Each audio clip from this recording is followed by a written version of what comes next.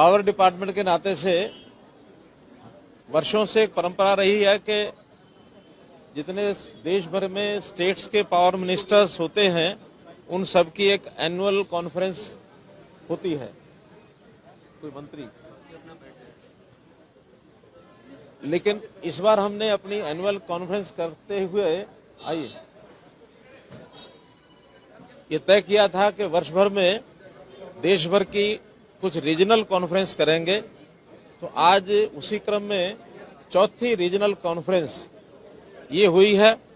इससे पहले सिक्किम में हुई थी, मुंबई में हुई, बेंगलोर में हुई और आज ये चौथी कॉन्फ्रेंस नॉर्थ वेस्ट की ये जो कॉन्फ्रेंस है 10 राज्यों ने इसमें अपनी उपस्थिति कराई है, जिसके अंदर हरियाणा, पंजाब, चंडीगढ़, राजस्थान, दिल्ली, उत्तर प्रदेश, उत्तराखंड, हिमाचल प्रदेश, जम्मू कश्मीर, लद्दाख, इन सब प्रदेशों के प्रतिनिधि, कई प्रदेशों के केवल अधिकारी आए थे, कुछ प्रदेशों के हमारे मंत्री भी थे, जैसे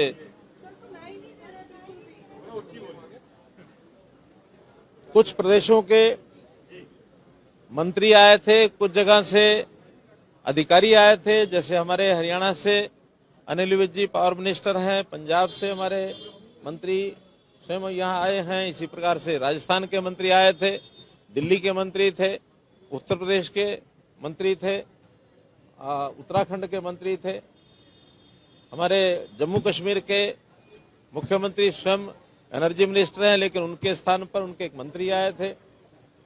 इसी प्रकार से कुछ प्रदेशों के अधिकारी भी आए थे। तो आज जिन विषयों पर चर्चा हुई है उसमें सबसे पहले तो एक टारगेट हमने सबको ये बताया है कि देश के प्रधानमंत्री जी ने जैसा एक कहा है कि देश को 2047 तक हमको विकसित भारत बनाना है, तो विकसित भारत बनाने के लिए हमारा जो पावर डिपार्टमेंट का नारा है कि power for all at all times, ये हमने सिद्ध करके दिखाना है कि कभी पावर की कमी नहीं आने देंगे। जो प्रदेश, जो देश पावर डेफिसिट होता था, आज पावर सरप्लस की ओर हम जा रहे हैं और पावर सरप्लस हम हो चुके हैं। उस हिसाब से हर प्रदेश की क्या क्या स्थितियां हैं, क्या क्या समस्याएं हैं, क्या क्या उनके सुझाव हैं, जनरेशन किस प्रकार से बढ़ाई जा सकती है, ट्रांसमिशन में क्या क्या काम और किया जा सकता है, डिस्कॉम में क्या क्या कठिनाइयां हैं, कुछ नए आयाम भी, उसकी खुल करके चर्चा होती है। लगभग 6 घंटे की इस मीटिंग में हर विषय की बारीकी से चर्चा हुई और मुख्य रूप से जिसके अंदर ये तय किया गया कि हम आने वाले 2025 अगस्त तक पहला विषय तय किया है कि जो प्रीपेड स्मार्ट मीटर्स हैं, सभी government offices, government employees, government colonies, इन सब में 31 अगस्त तक प्रीपेड मीटर लगा दिए जाएंगे, ताकि पहले पेमेंट करो, जैसा हम टेलीफोन के विषय में करते हैं, बाद में आपको सेवा मिलेगी। इसको बाद में और भी समाज के बाकी कंज्यूमर के ऊपर भी लागू किया जाएगा। और मैं समझता हूँ इसमें जो हमारे कमर्शियल, इंडस्ट्रियल और हाई लोड कंज्यूमर्स हैं, सेकंड फेज में उनको लिया जाएगा, उसके बाद बाकी और मीटर्स को लिया जाएगा। इसी प्रकार पीक डिमांड एक ऐसा विषय होता है जिसके हिसाब से हमको पावर की सप्लाई, इसको ध्यान करना होता है। पीक डिमांड सामान्यतः गर्मी के दिनों में आता है। पिछले वर्ष 2024 में पीक डिमांड जो थी 250 गीगावाट की ये आई थी। इस बार ऐसा अनुमान लगाया जा रहा है कि हम कभी भी 269 गीगावाट तक भी हमारी डिमांड हो सकती है, जिसके लिए हमारी तैयारी है कि जनरेशन उस समय तक उतनी पूरी रहेगी, कोई कमी नहीं आएगी, ऐसा मैं मानकर चलता हूं।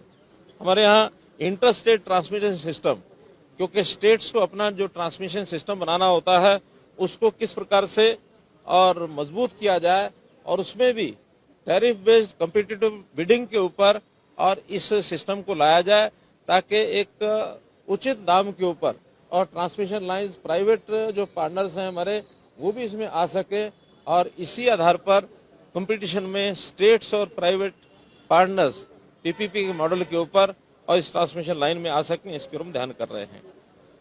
जहां तक इंफ्रास्ट्रक्चर की कुल मिलाकर इन्वेस्टमेंट का विषय है, इन्वेस्टमेंट सारे देश भर में 2032 तक ऐसा अनुमान है कि 45 लाख करोड़ रुपए की इन्वेस्टमेंट होने वाली है। बड़े इन्वेस्टमेंट का विषय है। प्रदेश भी अपने पास से इन्वेस्टमेंट करें। केंद्र ने 1.5 लाख करोड़ रुपया और एक 50 साल के लिए फ्री ऑफ इंटरेस्ट कॉस्ट ये जारी किया है। इस इंफ्रास्ट्रक्चर के लिए उस पैसे का स्टेट्स उपयोग करें, ऐसा सबको बता दिया गया है। सभी राज्यों के लिए 1.5 लाख करोड़ रुपया ये कॉस्ट यानी फ्री ऑफ इंटरेस्ट कॉस्ट 50 साल के लिए ये लोन दिया जाता है, जिसमें स्टेट्स अपने ढंग से उसको उपयोग करेंगी। तो उसके लिए पावर की लाइंस के लिए भी उसका उपयोग किया जा सकता है, ऐसी जानकारी इनको दी है सबको। पावर परचेज कॉस्ट ये किस प्रकार से हम कम करें और लोगों को बिजली सस्ती कैसे मिले, इसके लिए कंपटीशंस में सब लोग आकर के अपने काम को करें।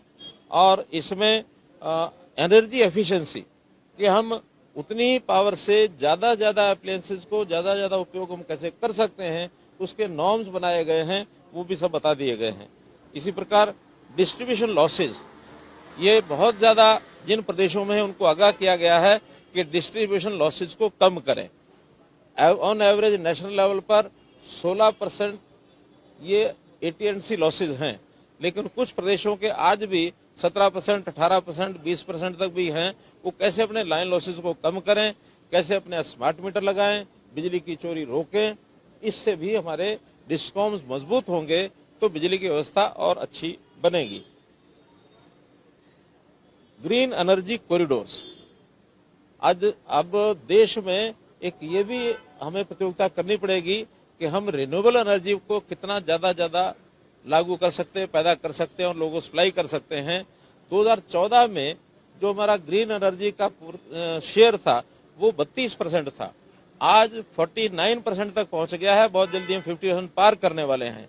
और ग्रीन एनर्जी के नाते से जितनी इंडस्ट्री है वो अपने प्रोडक्ट्स वो कैसे ग्रीन एनर्जी से उत्पादित हों, ताकि आने वाले समय में जो इंटरनेशनल लेवल पर कुछ रेस्ट्रिक्शंस लगाए जाने की संभावना है कि ग्रीन एनर्जी से बना हुआ प्रोडक्ट वही एक्सपोर्ट हो पाएगा, तो हम अपनी इंडस्ट्री को ग्रीन एनर्जी ज्यादा दे सके। इसके लिए ग्रीन एनर्जी कॉरिडोर ये बनाने की शुरुआत हमने कही है। हर प्रदेश में एक दो ग्रीन एनर्जी कॉरिडोर बनाने की योजना बनाएं, ताकि अगले वर्ष में ग्रीन एनर्जी कॉरिडोर ये बन सके, उस इंडस्ट्री को हम ग्रीन एनर्जी प्रोडक्ट ये बना सकें। इसी प्रकार से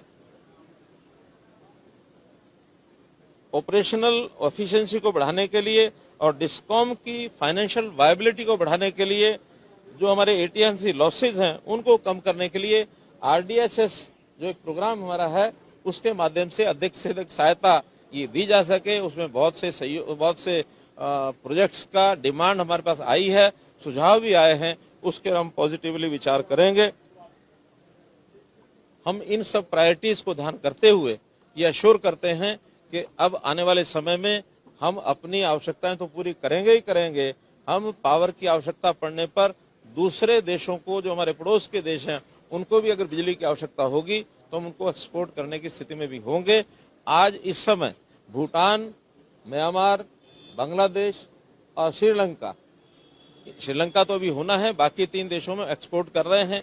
नेपाल ऐसा प्रदेश है जिससे हम इंपोर्ट भी करते हैं, एक्सपोर्ट भी करते हैं। अब आगे चलकर UAE, इनके साथ भी हमारा समझौता हुआ है, करार हुआ है। एक अंडर द सी केबल, इसका एक MOU हुआ है जो 2000 किलोमीटर की एक समुद्र के अंदर एक ट्रांसमिशन लाइन ये बिछाई जाएगी। 30,000 करोड़ रुपए का उस पर खर्च आएगा।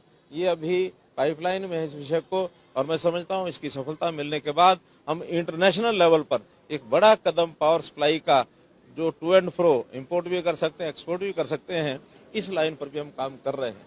कुल मिलाकर के पिछले 1 वर्ष में पावर डिपार्टमेंट में पर्याप्त काम हुए हैं। आगे आने वाले समय में भी पावर डिपार्टमेंट की ओर से हम देश की जनता को भी, एडमिनिस्ट्रेशन को भी, सबको विश्वास दिलाते हैं कि इस डिपार्टमेंट के माध्यम से जो ऊर्जा की हमारी आवश्यकता, देश को विकसित भारत बनाने के लिए हमारा ट्रेड बढ़े, हमारी इंडस्ट्री बढ़े, हमारे पावर की जो आवश्यकता है, चाहे वो कंज्यूमर के लिए किसी भी रूप में आवश्यकता, उसको हम पूरा करेंगे।